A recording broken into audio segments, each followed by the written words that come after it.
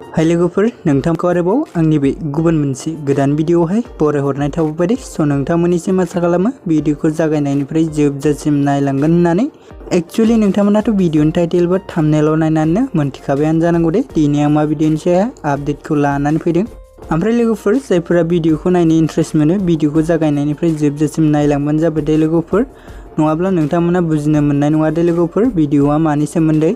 ओमफ्राय लोगोफोर जायफोरा भिडिअखौ दासिमबो गोदानै नायगासिनो दं अब्ला चेनेलखौ साबस्क्राइब खालामना खाथियावनो थानाय बेलनि अल नटिफिकेशनखौ प्रेस खालामना लाबानो जाबाय दे लोगोफोर, जाहाथे आं गोदान भिडिअसफोरनि आपडेटखौ होयोब्ला नोंथांमोना बयनिख्रुइबो सिगांग्रो मोननो हायो दे लोगोफोर। ओमफ्राय नोंथांमोनाथ' भिडिअनि टाइटेल एबा थाम्बनेइलाव नायनानै मोनथिखाबायानो दे लोगोफोर।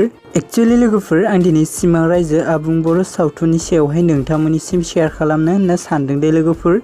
ओमफ्राय लोगोफोर जोंहा ससियेल लाहार इउट्यूब चेनेला दायो सिमां रायजो आबुं बर' सावथुननि एपोइस्ड भिडिअखौबो रिलिज खालामना होबाय दे लोगोफोर।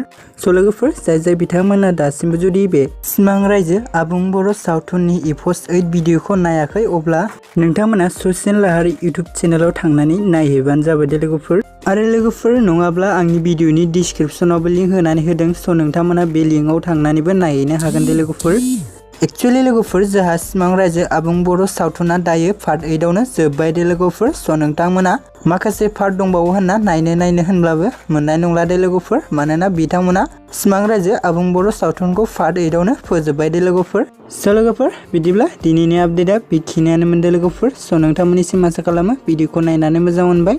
भिडिअखौ जुदि नायनानै मोजां मोनदोंब्ला अन्नानै चेनेलखौ साबस्क्राइब, भिडिअखौ लाइक आरो कमेन्ट खालामनो दाबाव दे लोगोफोर।